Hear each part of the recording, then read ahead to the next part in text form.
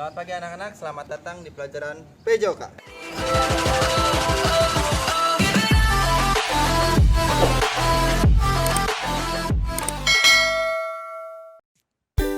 Assalamualaikum warahmatullahi wabarakatuh. Balik lagi bersama Padis Channel. Kali ini kita akan bahas salah satu materi permainan bola kecil, yaitu badminton atau biasa kita sering sebut bulu tangkis. Bulu tangkis atau badminton merupakan salah satu jenis olahraga yang memiliki banyak peminat yang tersebar di seluruh dunia. Cabang olahraga yang menjadikan raket dan shuttlecock sebagai dua peralatan utama ini dapat dimainkan oleh 2 orang dalam permainan tunggal atau 4 orang dalam permainan ganda. Bulu tangkis memiliki 5 nomor pertandingan, yakni tunggal putra, tunggal putri, ganda putra, ganda putri, dan ganda campuran.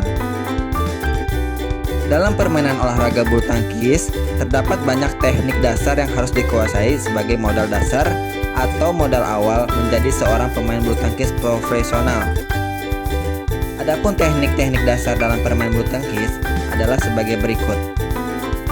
Yang pertama, cara memegang raket atau grip. Teknik paling dasar dari permainan olahraga bulu tangkis adalah cara memegang raket. Hal ini adalah faktor utama yang paling berpengaruh terhadap kualitas pukulan yang dihasilkan.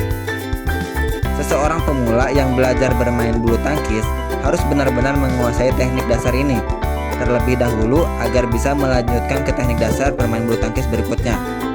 Adapun cara memegang raket ini terdiri dari 2 jenis teknik, yaitu teknik forehand dan teknik backhand. Yang kedua, pukulan. Jenis pukulan yang lazim digunakan dalam permainan olahraga bulu tangkis atau badminton adalah jenis teknik forehand. Pukulan dengan menggunakan teknik forehand dilakukan dengan cara mengayun badan dari arah belakang bergerak menuju arah depan raket, di mana posisi telapak tangan menghadapi shuttlecock. Yang ketiga ada footwork atau gerakan kaki. Dalam permainan olahraga bulu tangkis ada satu keahlian dasar atau basic skill yang harus dimiliki, yakni kelincahan. Seseorang pemain bulu tangkis dituntut untuk lincah dalam bergerak. Tidak hanya tangan yang melakukan pukulan saja, tetapi juga anggota tubuh lainnya, tak terkecuali pergerakan kaki. Hal ini karena untuk melakukan dan menghasilkan pukulan berkualitas sekaligus mematikan antara tangan, tubuh, dan kaki haruslah tetap menjadi harmonisasi. Kerjasama yang baik antara anggota-anggota tubuh ini tidak hanya kita butuhkan saat melakukan serangan, tapi juga untuk bertahan dari serangan lawan. Yang keempat, ada sikap dan posisi badan. Teknik dasar permainan bulu tangkis, sikap dan posisi badan ini merujuk pada konsep keseimbangan. Tidak hanya kelincahan, keseimbangan juga merupakan unsur yang tak kalah penting dalam permainan olahraga bulu tangkis. Hal yang sederhana dan terkadang dipandang sebelah mata oleh masyarakat awam. Namun, bagi seorang pemain bulu tangkis profesional, mereka paham betul betapa pentingnya unsur keseimbangan.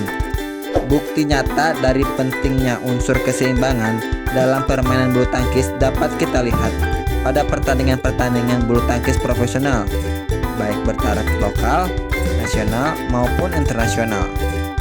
Seringkali seseorang pemain bulu tangkis kurang maksimal atau bahkan gagal menghasilkan pukulan yang berkualitas hanya karena keseimbangan mereka yang tidak baik. Yang kelima ada servis. Secara umum, teknik servis dalam permainan bulu tangkis dilakukan dengan cara mengarahkan shuttlecock ke kanan, ke kiri, depan, atau belakang pemain lawan. Hal yang harusnya dihindari ketika melakukan servis adalah posisi shuttlecock yang tanggung dan berada tepat di depan lawan. Hal ini sama saja dengan bunuh diri, karena dengan begitu lawan akan dapat dengan mudah mengembalikan servis sekaligus mematikan pergerakan kita. Dalam melakukan servis pada permainan olahraga bulu tangkis terdapat 2 jenis teknik, yaitu forehand dan backhand service.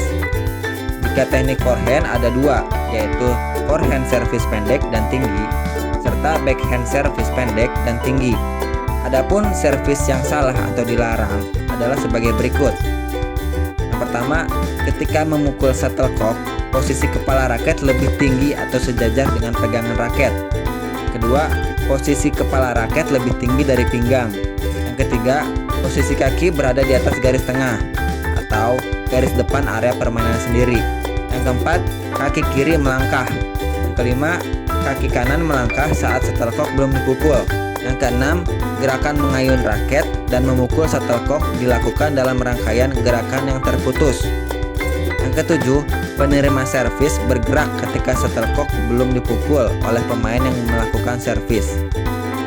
Nah, itulah beberapa servis yang salah atau dilarang dalam permainan olahraga bulu tangkis. Lanjut ke teknik dasar. Yang keenam ada smash.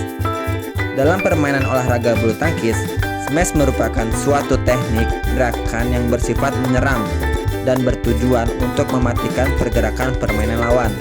Pukulan smash terbaik akan tercipta jika dilakukan dengan lompatan tinggi, karena dalam posisi tersebutlah kita bisa mendapatkan posisi pukulan smash yang sempurna. Yang ketujuh ada overhead. Teknik pukulan bulu tangkis overhead dilakukan dengan cara yang sama seperti smash atas atau forehand smash. Perbedaannya hanya terletak pada daya pukulan saja. Overhead tidak perlu membutuhkan banyak daya pukul. Yang kedelapan ada drop shot. Drop shot ini merupakan gerakan dalam olahraga bulu tangkis yang sifatnya hampir sama dengan gerakan smash, atau lebih tepatnya versi lembut dari gerakan smash. Gerakan drop shot ini juga bersifat menyerang dan bertujuan untuk mematikan pergerakan pemain lawan. Yang kesembilan ada netting.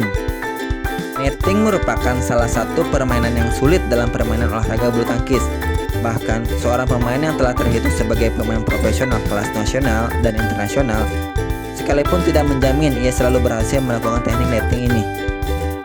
Teknik netting ini dilakukan dengan cara melakukan pukulan pelan dan shuttlecock kemudian mengarah posisi jatuhnya sedekat mungkin dari net. Dan yang terakhir, yang ke-10 ada drive. Teknik dasar bulu tangkis terakhir yang perlu kamu ketahui adalah drive. Teknik ini dapat dilakukan dengan cara memukul kok secara cepat dan agak mendatar. Umumnya, teknik ini dilakukan oleh pemain ganda. Gunanya yaitu untuk memojokkan lawan agar mereka tetap berada pada posisi bertahan alias tidak mengangkat raketnya.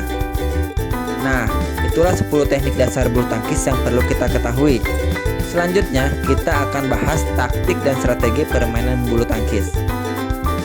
Dalam pola permainan bulu tangkis, terdapat taktik dan strategi yang harus dikuasai. Komponen yang sangat penting dalam permainan bulu tangkis adalah taktik dan strategi. Pertama ada pola penyerangan bulu tangkis. Dalam permainan bulu tangkis, pemain yang memiliki penyerangan yang baik adalah pemain yang mengeluarkan atau menggunakan tenaga kecil untuk mengalahkan lawan atau untuk mendapatkan poin. Pola yang sering digunakan dalam teknik penyerangan bulu tangkis adalah pukulan drop shot, netting, pukulan serve, pukulan smash, dan pukulan lob. Yang pertama, permainan berdasarkan keuletan dan daya tahan. Bentuk permainan ini mengutamakan pukulan panjang atau rally yang didasarkan pada faktor keuletan dan daya tahan atau lebih mengutamakan pukulan panjang. Pada teknik ini, daya serang seseorang pemain emang benar-benar kurang. Yang diutamakan pada teknik kali ini adalah gaya bertahan terhadap lawan secara defensif. Yang kedua, permainan berdasarkan kekuatan dan kecepatan. Permainan ini lebih mengutamakan pukulan yang sangat cepat dan keras. Rata-rata shuttlecock yang dipukul dengan kekuatan ini jatuh ke bawah atau curam. Yang ketiga, permainan berdasarkan teknik atau tipuan. Yang dikedepankan dalam teknik ini adalah penguasaan teknik dan strategi yang baik dan benar. Dan ia juga sudah tahu bagaimana cara mengecoh lawan saat bermain di lapangan. Nah, lanjut ke pola pertahanan bulu tangkis. Dalam permainan ganda memiliki 3 pola pertahanan yang harus mereka ketahui. 3 pola tersebut adalah sistem depan belakang, sistem bergantian, dan sistem pendampingan atau side by side. Untuk sistem depan belakang atau front and back adalah salah satu sistem yang digunakan oleh pemain ganda, di mana posisi pemain yang satu di depan dan yang satunya lagi di belakang. Sistem depan belakang biasanya digunakan oleh pemain ganda yang diantara mereka ada yang lebih kuat dan lemah. Pemain kuat biasanya disimpan di belakang untuk mengawasi pemain yang di depan. Dan pemain yang di depan adalah pemain yang memiliki kekurangan dalam permainan bulu tangkis, biasanya teknik dan pukulannya. Yang kedua adalah sistem bergantian. Sistem bergantian adalah salah satu sistem yang menggabungkan antara side by side dengan front and back. Sistem ini muncul untuk menutupi kelemahan dari sistem yang lain seperti front and back dan side by side. Sistem berdampingan bisa kita gunakan untuk bertahan dari serangan lawan yang begitu kuat, dan untuk sistem depan belakang bisa kita gunakan untuk menyerang lawan. Yang ketiga, sistem berdampingan atau side by side. Lapangan bulu tangkis sebagaimana telah kita ketahui bahwa lapangan setiap pemain ganda memiliki dua bagian, dan memang biasanya sudah dibuatkan garis berwarna putih. Nah, sistem berdampingan atau side by side adalah sistem yang mengambil sebelah lapangan kiri dan kanan. Nah, sistem berdampingan atau side by side adalah sistem yang mengambil sebelah lapangan di kiri dan di kanan. Setiap pemain memiliki tugas masing-masing dan tanggung jawab masing-masing untuk memperhatikan daerah lapangan tersebut. Nah, itulah berbagai teknik dasar bulu tangkis serta taktik dan strategi bulu tangkis yang perlu kalian ketahui.